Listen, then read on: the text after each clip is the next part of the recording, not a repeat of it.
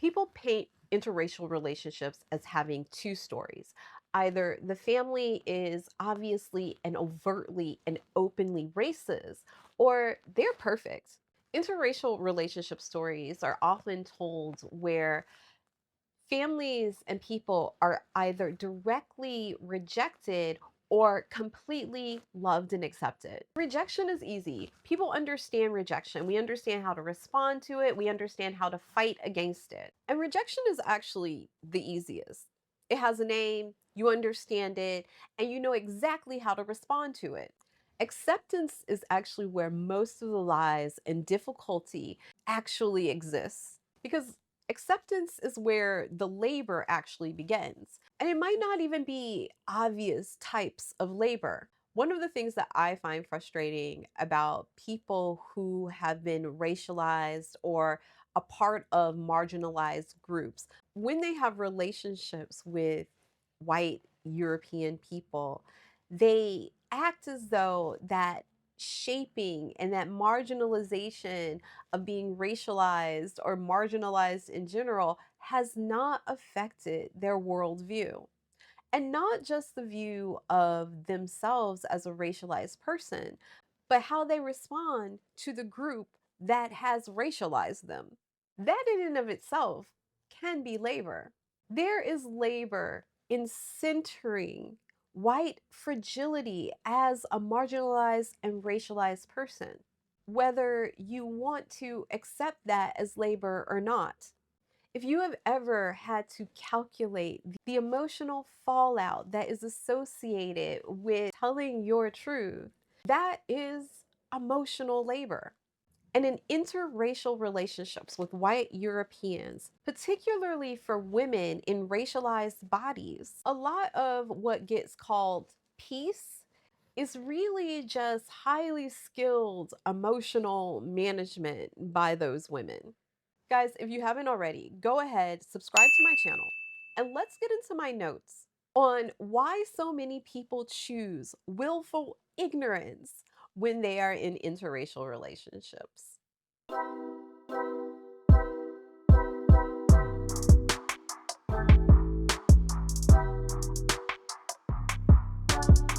There is something that a lot of people do not tell you about being in relationships with white Europeans. That sometimes acceptance just means that you have learned how to make white people feel comfortable, particularly around your pain.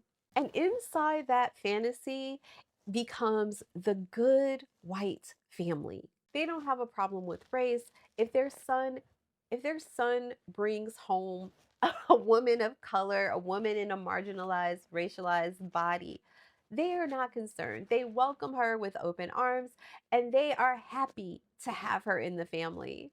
And that is the thing about whiteness. Whiteness does not need to be hostile to expect to be centered. And it puts the woman of color in a position that if reality does not align with their vision of themselves, then she is ruining their innocence because their good intentions should matter most. Their habits that might have racial undertones need to be understood as neutrality. Preferences that might seem a little bit racialized are just personality traits. And hierarchy that exists within them is just explained as family dynamics. Scholars who study mixed and interracial family dynamics keep finding that even in families that see themselves as loving and tolerant and well meaning, racial literacy actually shapes daily life. And that includes how children see themselves as belonging, depending on how white relatives interpret their harm. Even in good families, you can create racialized spaces. And it doesn't have to be something that's truly about race in the very narrowest sense, but to recognize that marginalized people, particularly children, do not experience life in the neat categories that white Europeans like to imagine. What they experience most are patterns. And most white families often want judgment in isolation. This is how they protect their own innocence. And this is why having an openly racist family is the easiest because you understand how to deal with them. They say what they say, they reject the partner, and you and your partner get to decide how to move on without them or how to move on separately. The line is very clear, but acceptance is what comes with invoices and notes and receipts. Because when the family is nice and they're perfect and they were getting along before you arrived and they have accepted you, it is you who ends up being responsible for keeping that peace. It is you that becomes responsible for preserving that niceness, that good family. So you end up having to decide what to ignore. You find ways to soften what needs to be said because they are so nice after all. You end up looking at how you have to time difficult conversations, how you have those conversations through translating what you already know about racial tension and white fragility. You try to use language that you know that white people can tolerate and they won't be offended by. A lot of women also feel like they need to protect their partner from fully having to confront their family. And in reality, most people's partners don't even know how. They wouldn't be able to speak to the situations about being racialized the way that you could and see it truly how you understand it for not just yourself, but potentially children, and how you would like to see white people start to understand how these attitudes shape racial perceptions more broadly. But ultimately, what you are trying to protect is yourself from being the problem. This is all labor. And if you do it well enough, nobody will even notice. The family gets to continue to behave the way they behave and think they don't need to make any efforts. All the effort lands on you. And a lot of times, this might feel normal for people of color who grew up around lots of white people. The stigma of standing out has always been there, and to feel accepted in these spaces and feel comfortable enough in these spaces, you don't want to test your acceptance. You don't want to actually test their love because you know in most of these instances they wouldn't choose you if it were difficult. And truthfully, a lot of the things that are the most exhausting when dealing with these family dynamics is not the things that are overtly racial. They're the things that are adjacent. They're the things that feel a certain way, not because of the intention behind it, but because how it fits into greater social patterns. And it accumulates over time. There's this family dynamic where, and this is, I'm talking about my own family here, where there is a person in our family who's married, okay, and their partner's family does not like our family for whatever reason, okay? So they're cousins associated with these groups of people, and when they are with this other family that doesn't like our family, they will guide the children not to speak to any of us. It's not just us, it's the entire family. Okay, this is something that has been going on far beyond my arrivals. Okay, and this is something that happens. So I tried to have this conversation because how does this look with kids? What are you teaching these children? How are you teaching them how to behave? This moment has nothing to do with race, but these behaviors, these tactics, and these ideas that you can treat people differently depending on the group that you're with, was wild to me. And they did not understand how this could become racialized with my children in society. How now I have to teach them how to absorb these feelings of being ostracized, left out. People you know won't speak to you because of this other group of people. This is the type of conversations that a lot of people avoid having.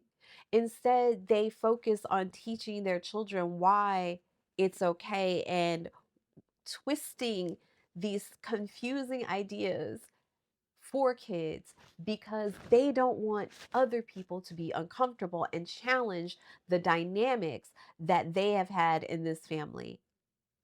But our children will see patterns. And if they have to absorb it so directly in their family, how do you think they're going to absorb that outside when people are racializing them and excluding them for race? They're going to think it's okay. Because in Italy, I have seen children, racialized children, in the playground, at school. It happens with teachers. This is something that they would and could experience in public life.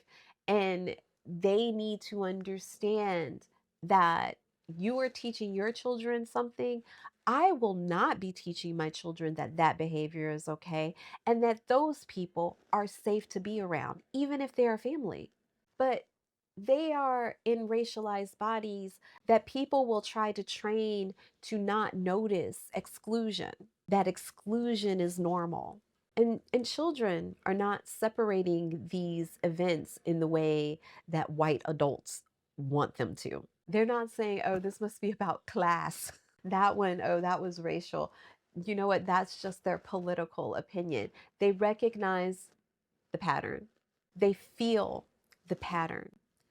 The fact that we discount how these patterns make our children feel and their emotional responses to them is irresponsible because what they notice is that they're on the outside again. When white relatives decide to try and explain and focus on intention instead of sitting with and recognizing impacts, they are not just defending themselves, they are reinforcing to racialized children what the world is already trying to teach them. That your interpretation, your feelings, your thoughts matter less than white people's comfort. And that is the harm. And that harm does not require bad intent. That is simply what makes whiteness as durable as it is. It is exhausting. It's even exhausting for me to listen to people act as though intimacy replaces white fragility. And instead of dealing with strangers that you can leave on the street, you're dealing with your partner's mother, all of the people who mean well, the cousins who are just, really traditional, or that family member from another generation, the progressive sibling, but somehow they melt when they feel any type of discomfort. And this is family, so the stakes are higher. You're not correcting a colleague, you're not you know, giving an FU to some stranger on the street. You have to consider how you could be destabilizing the emotional ecosystem of an entire family. So every truth ends up having to have a cost benefit analysis. Most people do not want to test their acceptance in a family, particularly a white European one, because that is where you will truly know whether or not love is enough. And this is where being woke in an interracial relationship can make you envy those who are willfully ignorant. Because awareness does not free you from labor, it often multiplies it. You see more, you catch more. You understand so much more. The underlying society behind all of it. And you have to decide constantly, is this something to absorb? This is something that I need to translate. Can I ignore this? Will this leave a scar? How important is this to the shaping of the relationships I need for my children to have with people to feel safe going forward in the social structures that exist? I mean, it's a lot because the one thing I feel like people are not honest about is that most white people do not consider deconstructing whiteness on their own. The idea that one person of color enters a white European family and suddenly generations of conditioning evaporate into the thin air is a fantasy. Whiteness does not spontaneously begin self analyzing simply because it fell in love. It remains habitual, unexamined, self justifying, and morally attached to its own innocence. And it does not mean every white relative is malicious. It's just that the structure is intact and completely uninterrupted and challenged. And the person who ends up doing all of the interpreting is the marginalized person in the relationship. In white, colorblind families are some of the most accepting and invalidating people that you can experience. Love without having the literacy to read your story is simply not enough. Marginalized people in white families also become generally the family interpreter for every difficulty associated with them, where you end up decoding how their particular habits could make your child feel, trying to let them know that what they really meant isn't as important as someone else's feelings and the harm that they caused. Becoming the analyst of everybody's emotional responses to your truths is unpaid, unappreciated, and often unacknowledged labor that you have. And you understand why some people choose willful ignorance simply because you are the person with the least structural comfort.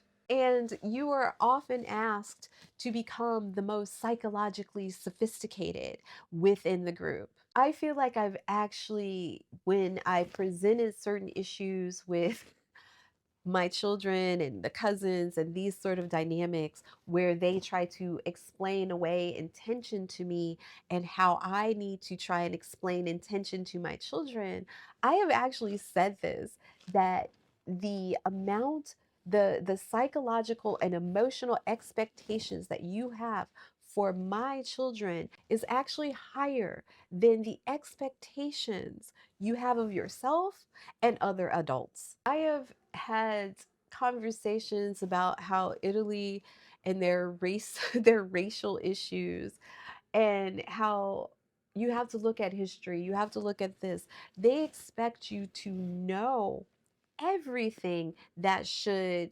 justify or defend why their culture is the way it is, why the society is shaped the way it is.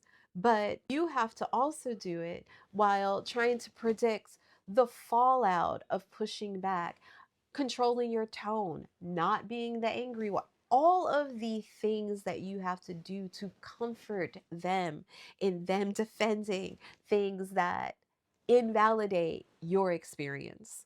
And when you really get deep into it, that's not acceptance.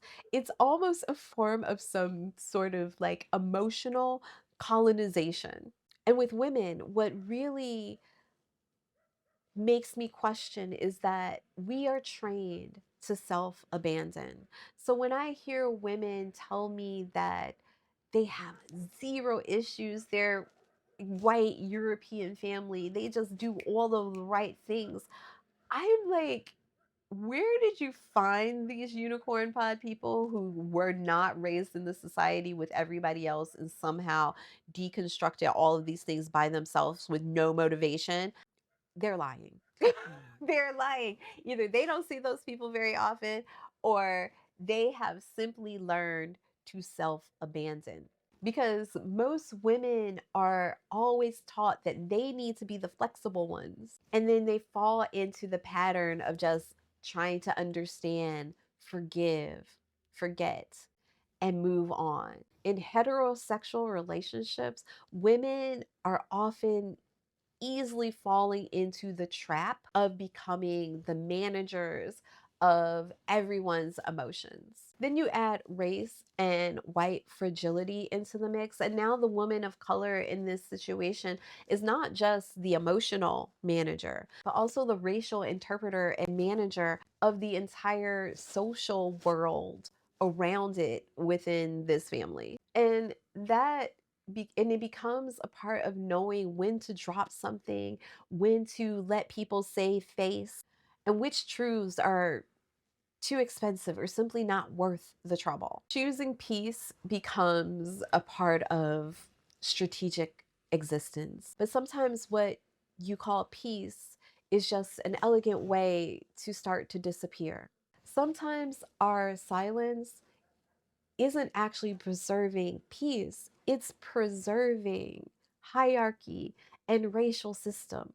A lot of marginalized people feel like this emotional labor is worth it to be accepted, especially when you're abroad, because being accepted and integrated into a white European family means that you have a level of social legitimacy, access. There is a fantasy of safety around it. And once people feel accepted, they will tolerate a shocking amount to keep it, especially if you can say that something is not explicitly racist. If you have a generous family, you don't want to disrupt their comfort, their generosity, your feeling of acceptance. You know how white fragility can translate to marginalized people.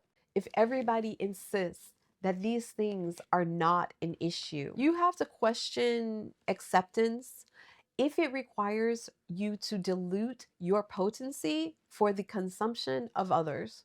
I think that is the measure. If your acceptance depends on how non threatening you are, how quiet you are, how comfortable others get to remain while your discomfort goes completely ignored. If you have to consider how digestible your racial identity and experience is for others, then you're not really accepted. You are not fully accepted.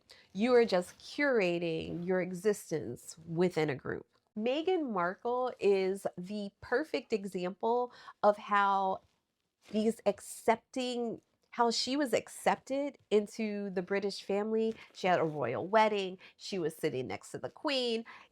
She was accepted, but she was expected to hide and not say anything about what was going on racially, socially, how she and her husband were being treated behind the scenes. When these pressures became visible, what became most important was white comfort, institutional reputations, and family harmony. And the expectation was for her to endure, for her to do the labor that it took, for her to smile to everyone in the public and absorb the costs behind the scenes. There are people doing that on much smaller scales regularly for the idea of being accepted. And when you have children in these situations, we underestimate or discount how our children's feelings start to shape them as they are growing up. Children feel before they're able to express with words. Children in these families start to understand their feelings around who gets a softer voice than they do, who often gets the benefit of the doubt over them, who are the more difficult children versus the ones who always get defended, whose feelings get centered all the time, and who gets told you'll be okay. Children start to understand hierarchy from pattern recognition, not from ideology. And that is why when white adults start to demand that they be explained to children through intention, while racialized children are navigating cumulative exclusion, these adults are asking these children to navigate their emotions more like adults should, while they themselves do not ever plan to become racially literate adults. And that is violent. It turns children into absorbers so that adults can feel like they're remaining innocent. When people talk about getting along, they talk about getting along as though it is a reflection of maturity when it is not. Sometimes what it really is disciplined erasure in white European family structures. You have to erase your initial reaction, your deeper readings of patterns, your fatigue, your anger, your children's emotions, their anger, their feelings. All of that is expected to be erased and centered around white comfort. If you become fluent enough, you will learn how to omit or gaslight yourself. And that becoming normal is not a reflection of love and acceptance. It is actually really dangerous because it continues to reinforce and teach marginalized people that relational stability is worth more than your self trust. And once you do not have self trust, you become fragile because you start living as a shell of yourself, which is easier to break. Love without boundaries will consume us. What made me feel a part of this family was not my flexibility, not my softness, not how much I tolerate. It was the boundaries that were accepted. Boundaries actually help people experience you as real, not absorbable. You do not have to expect love through acceptance or access to your endless adaptations. Boundaries are probably the most honest thing in interracial relationship. They clarify where certain things end and where you begin and always will be. And for marginalized people, and especially marginalized women, this line can be the difference between belonging and being used. The biggest lie or assumption being in interracial relationships with white people is that acceptance means safety. It doesn't. Some people find acceptance in having learned how to make themselves easier to hold. But love that depends on your constant translation or adaptation into something else is not your peace. That's labor. Love that requires self erasure is consumption. Teaching your children to distrust their own feelings and themselves to protect white innocence is abuse. And that's something that people don't want to say. That we can condemn rejection, but acceptance can be this beautiful thing, but all while asking you to disappear. And that is why I don't believe every woman of color who says they've never had a race issue within a white European family. I do believe that many of us have gotten very good at calling labor love, very good at calling self abandonment maturity, very good at disappearing and calling that peace. I think that when you're entering in these relationships and you feel accepted and you realize that you are self abandoning, erasing yourself, you have to stop asking the question, how do I keep everyone else comfortable? But always ask yourself, what does it cost me to be this easy? And the day that you stop absorbing everyone else's fragilities is often the first day that you truly accept yourself. If you haven't already, go ahead, subscribe to my channel. I look forward to having this discussion with you in the comments. So, ciao, ciao for now.